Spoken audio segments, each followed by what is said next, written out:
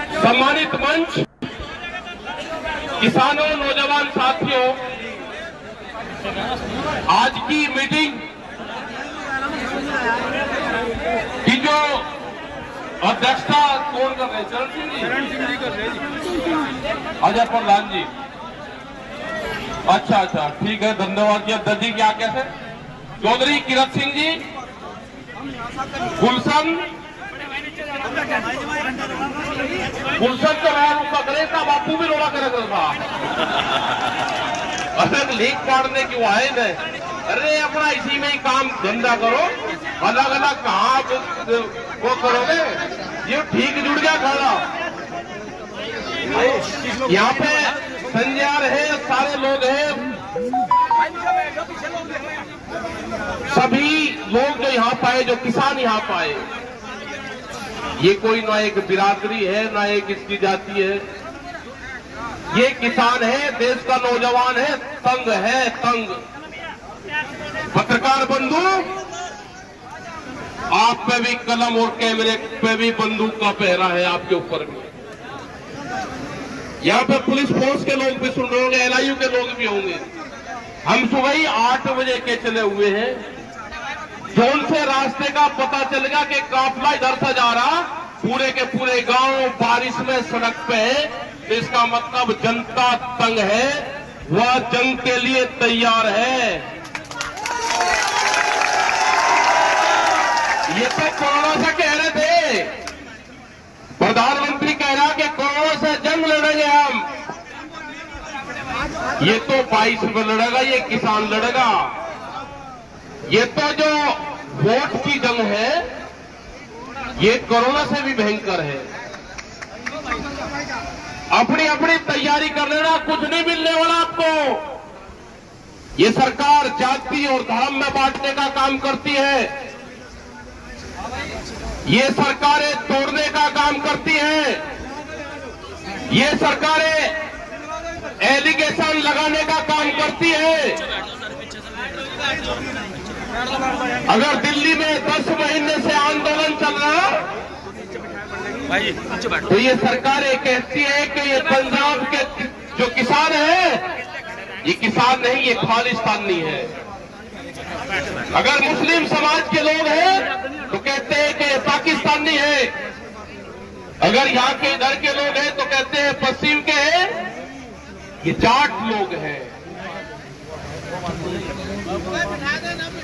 Allegation, फिर कहते हैं कि छोटा किसान है, फिर कहते हैं कि चावल और गेहूं का किसान है। अगर यहाँ पर लक्ष्य आएंगे तो कहेंगे ये गन्ने का किसान था। ये बांटने का काम करते हैं, इनसे बच के रहना। इनने हमेशा वोट ली है, बांट के वोट ली है इन्होंने। ये गुजरात में गए तो पटेल और नॉन पटेल के नाम पर वोट ली, वहां पे समाज को बांटा। ये महाराष्ट्र में गए तो मराठा और नॉन मराठा के नाम पर बांटे। ये उत्तर प्रदेश में आए तो हिंदू मुस्लिम के नाम पर बांटे। ये हरियाणा में गए तो जाट और नॉन जाट के मिठाइयां बांटे। ये बांटने की राजनीति करने वाले लोग हैं। इनको न कृषि से कुछ है, न इनको इस देश के नौजवान से कोई मतलब है। प्रधानमंत्री ने कहा था कि देश में जब हमारी सरकार आएगी तो 2 करोड़ रोजगार हम हर साल देंगे। 7 साल हो चुके हैं, 14 करोड़ नौकरियां खत्म हुई है। देश के नौजवान को धोखे में रखा है, उसको बर्बाद किया है आपने। देश के किसानों को बर्बाद किया। 3 काले कानून लेकर आए, किसान से कोई सलाह मशवरा नहीं, कृषि फायदे का सोचा बताते हैं। हिमाचल का किसान जो उसने एग्रीमेंट आज से 11 साल पहले अपने सेव का किया था, एक बाहरी कंपनी आती है अडानी नाम की, तो कहा कि 16 रुपए पर किलो मैं हिमाचल के सेब के रेट गिराऊंगा। ये उत्तराखंड की धरती है। यहां पे भी सेब पैदा होता है। पूरा बर्बाद हो गया है हमारा पूरा पहाड़। प्लान कर रहा है, प्लान नीचे, कोई उनको भाव नहीं मिलता। बहुत बुरी स्थिति है। बड़ी बड़ी कंपनियों का फूड चेन आपके भोजन को छीनना चाहती है, गरीब की रोटी तिजोरी में बंद करना चाहती है, अनाज को कोठियों में बंद करेंगे, वेयर हाउस में बंद करेंगे, अनाज को गोदामों में बंद करेंगे। भूख के आधार पर देश और दुनिया में रोटियों की कीमतें तय होगी कि भूख कितनी लगी है, उसकी कीमतें हम तय करेंगे। जब आपकी फसल आएगी 2 महीने फसलों का रेट कम होगा, अपने गोदाम भरेंगे, उसके बाद में रेट बढ़ाने का काम करेंगे। इनके सर्वे हुए बड़ी बड़ी कंपनी के सर्वे हुआ कि सुनना 17 बार महिलाएं इस्तेमाल करती है एक साल में। उस पर व्यापार नहीं अब होगा, अब व्यापार होगा, रोटियों का व्यापार देश में होगा। उन्होंने कहा कि एक साल में 700 बार भूख लगती है एक आदमी को। इससे बड़ा कोई कारोबार नहीं। रोटी को अपने कब्जे में करो और भूख के आधार पर देश में कीमतें तय करो। उस गरीब आदमी का क्या होगा जो 2 वक्त की रोटी के लिए पूरा दिन मेहनत करता है। आज आप देखो, तेल जो कहानियां निकाल के हम अपने घरों में, जिसको कच्ची कहानी कहते थे, सरसों के तेल की, तो कहा कि खुला हुआ तेल नहीं बिकेगा। ये मेरा जो गांव का, जो शहर का जो दुकानदार है, ये बर्बाद होगा। पैकिंग बजाएगा तो कंपनी का माल बेचना पड़ेगा। रोजगार पूरे खत्म होंगे, पूरा दुकानदार व्यापारी खत्म होगा। अगर किसान बर्बाद होगा तो व्यापारी भी बर्बाद होगा। चौधरी चरण सिंह जी कहते थे कि किसी क्षेत्र को अगर देखना है वो कितना संपन्न है, तो गांव की गलियां नहीं, आप शहर का बाजार देखो।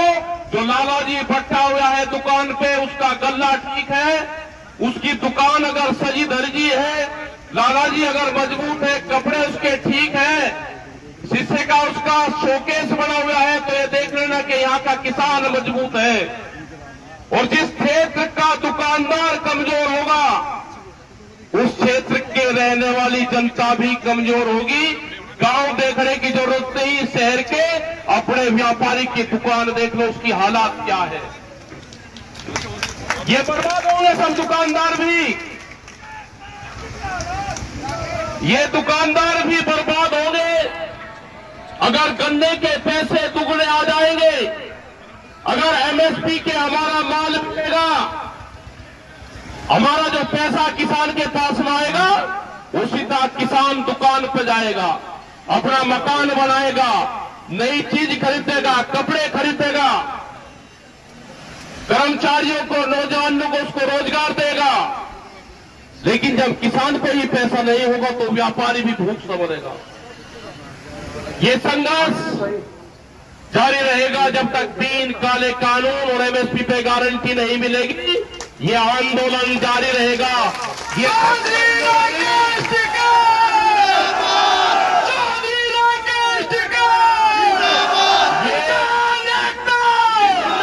ये 10 महीने नहीं, 10 साल भी आंदोलन चलाना पड़ेगा, तो 10 साल भी ये देश का किसान आंदोलन चलाएगा।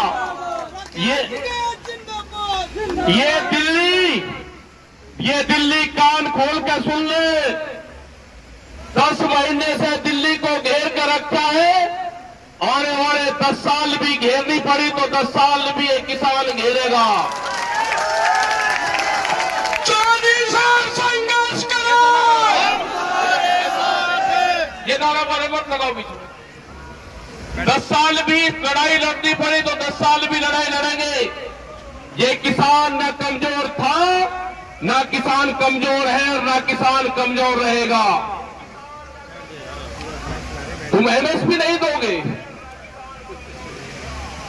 आज अगर किसान अपना धान बेच रहा है तो 1200 रुपया क्विंटल, बिहार में 800 रुपया क्विंटल धान की खरीद होती है, उसको एमएसपी पे बड़े व्यापारी बेचते हैं। धान और गेहूं की 20 से 25% एमएसपी पे खरीद होती है। बड़ा बड़ा व्यापारी जो 20-20 और 25-25 हजार क्विंटल फसलें बेचता है, एमएसपी का लाभ उसको होता है, किसान को नहीं। और दूसरी फसलों पर तो एमएसपी है ही नहीं। जो 23 फसलें बताई गई उस पर 0%, 5%, 4% की खरीद है। सरसों के तेल का अपना हाल देखा, यही हाल दूध का होगा। ये दूध का किसान भी खुले में दूध नहीं बेच सकता। वो कंपनी के जो डीलरशिप होगी उसको दूध बेचेगा, वहां से वो कंपनी में जाएगा और पैकिंग के बाद में आपके पास में आएगा। ये हालात खराब होने वाली है देश में। सीड बिल जो बीज कानून है वो देश में आने वाला है नहीं। देश में बीज के पुलिस थाने खुलेंगे। कोई सोच सकता था कि देश में बीज के थाने खुलेंगे? जैसे बिजली के थाने खुले ऐसे ही देश में बीज के थाने खुलेंगे, सीड पुलिस बनेगी। किस किसान ने कौन सी कंपनी का बीज लगाया, अगर आपने रजिस्ट्रेशन नहीं दिखाया कि मैंने कहां से बीज लिया, आपके खिलाफ कंपनी के लोग मुकदमा करेंगे और उसमें सजा और जुर्माना दोनों है। बहुत से कानून आ रहे हैं, आपको उलझा कर रखा कि आप तो गांव में लड़ते रहो, मैं इस देश को बेच लूं। ये झूठ कहते थे कि चाय बेचता था, इसका प्लान बहुत लंबा था। इसने आधा देश बेच दिया, रेलें बेची, बड़ी बड़ी कंपनियां बेची। विशाखापट्टनम में एक steel plant, Visakhapatnam steel plant, उसकी 3.5 लाख करोड़ से 4 लाख रुपए, 4 करोड़ रुपए कीमत, 3.5 लाख करोड़ से 4 लाख, 4.5 लाख करोड़ रुपया, उसको 14,000 रुपए में। जैसे कोई 4 लाख की चीज और 14,000 रुपए में बेचती हो तो आमदनी किसकी बढ़ेगी? ये अडानी का क्या रिश्तेदार लगता है? अंबानी अडानी। गुजरात के अंदर 60 गांव की जमीन रिलायंस को दी, उसका अधिग्रहण करा।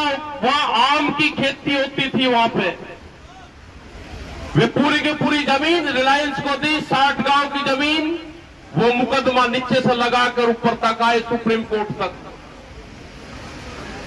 सुप्रीम कोर्ट में जो एक जज था उसने हराया। जब डबल बेंच में गए वही जज डबल बेंच में गया, जब हराया।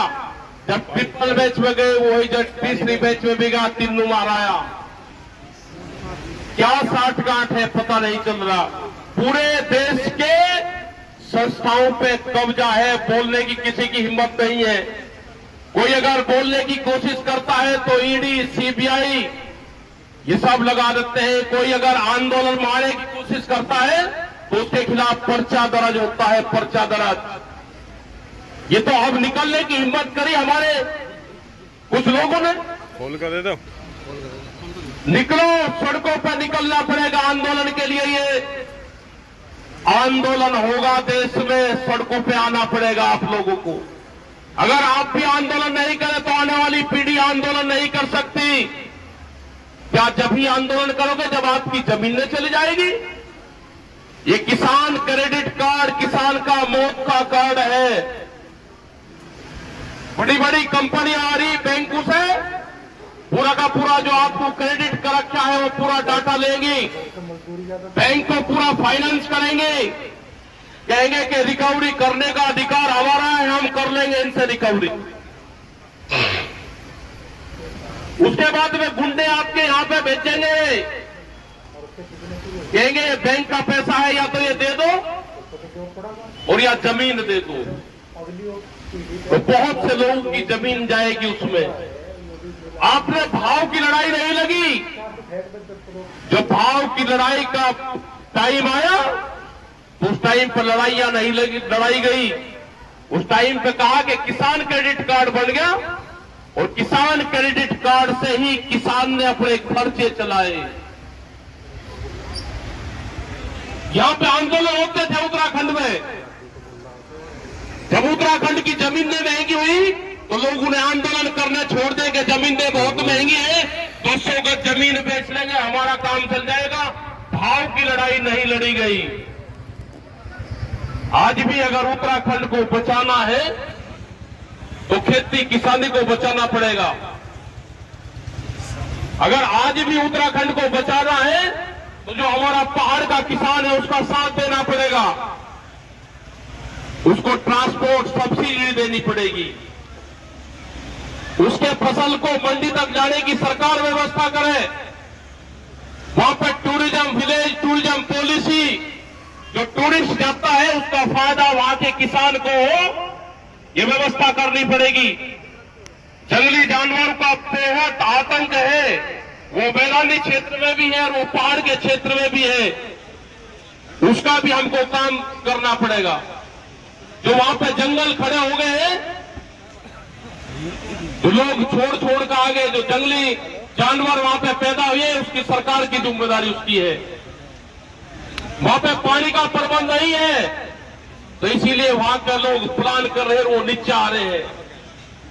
आपस में लड़ाने का काम करेंगे। पहाड़वाद और प्लेनवाद की एक लड़ाई आपके बीच में भी वे रखेंगे हमेशा। इनसे भी बचना कि उत्तराखंड में और कुछ नहीं मिला तो उत्तराखंड में पहाड़ और प्लेन की बात करो, ये आपको लड़ाने का काम करेंगे। ये चीजें ध्यान रखना आप। मैदानी क्षेत्र में हमको एमएसपी चाहिए। गन्ने का 1 रुपया नहीं बढ़ा पिछले 5 साल में गन्ने का भुगतान, और गन्ने का रेट यहां पे बढ़े। एमएसपी पे खरीद की गारंटी सरकार दे, उस पर कानून बनाए। ये हमारे सारे सवाल है। यही उत्तर प्रदेश, यही देश के लिए है। आप आंदोलन अगर यहां पे भी कर रहे हैं तो इस आंदोलन की गूंज पूरे देश भर में है। ये आज संयुक्त मोर्चे की मीटिंग यहां पे है। आज संयुक्त मोर्चे के बड़े लीडर बाजवा जी यहां पे हैं। इस मीटिंग की गूंज पूरे देश और दुनिया में है। हम धन्यवाद देना चाहते हैं जो हमारे सिख समाज के लोग हैं, इन्होंने वहां पे बहुत मदद करी। जो वहां पे हमारे बापे हैं, जो लंगर भंडारे का काम चलते हैं, जिनको अपने आश्रमों में, जिनको गुरुद्वारों में रहना चाहिए था, वे सड़कों के ऊपर पड़े हुए, सड़कें ऊपर लेट रहे हैं, वे नीचे जमीनों में, और भंडारे चला रहे हैं, लंगर चला रहे हैं। वे कोई आपको स्टेज पर नहीं दिखेंगे। हम धन्यवाद देना चाहते हैं सब लोगों को कि जो वहां पे गाजीपुर, टिगरी, सिंगू, पलवल, ढासा, इन सब बॉर्डरों पे मदद भेजते हैं। यहां से अपने गांव से आटा, दाल, चावल, सब्जी, दूध, लस्सी, दही, तिरपाल, बांस सब भेजते हैं। वहां पर सब चीज की जरूरत है। आप इनके एलिगेशन पे मत जाना कि ये क्या क्या एलिगेशन लगाते हैं। ये चाहते हैं कि एलिगेशन लगा के किसान सम्मानित लोग हैं वो अपने आप को हीन भावनाएं कर वो आंदोलन छोड़ दें। हम भी बहुत पक्के संयुक्त मोर्चे के पूरे किसान लीडर, किधर है? आप हमको कुछ ही कहते रहो, अब हम पे कोई फर्क पड़ने वाला नहीं है। पहले हमको भी गुस्सा आता था कि हमको इस तरह की बात कहते हैं। ठीक है जी, ठीक। लेकिन ये जब तक 3 काले कानून वापसी नहीं होंगे, एमएसपी की गारंटी नहीं होगी, ये किसान घर वापसी नहीं करेगा, आंदोलन जारी रहेगा। 2022 में इलेक्शन आएगा आपके यहां पे, ये बहरूपिया अपना आएंगे आपके पास में, क्योंकि 5 साल में पॉलिटिकल आदमी का त्योहार होता है, ये मनाने गांव में आते हैं उसको।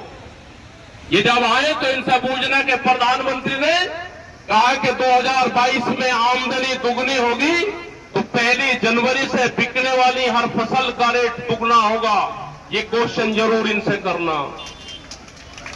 इनसे करना कि बिजली के क्या रेट है, इनसे करना कि गन्ने के क्यों रेट नहीं बढ़े, इनसे करना कि धान और जो गेहूं और जो मक्का यहां का किसान पैदा करता है उसके रेट क्यों नहीं बढ़े।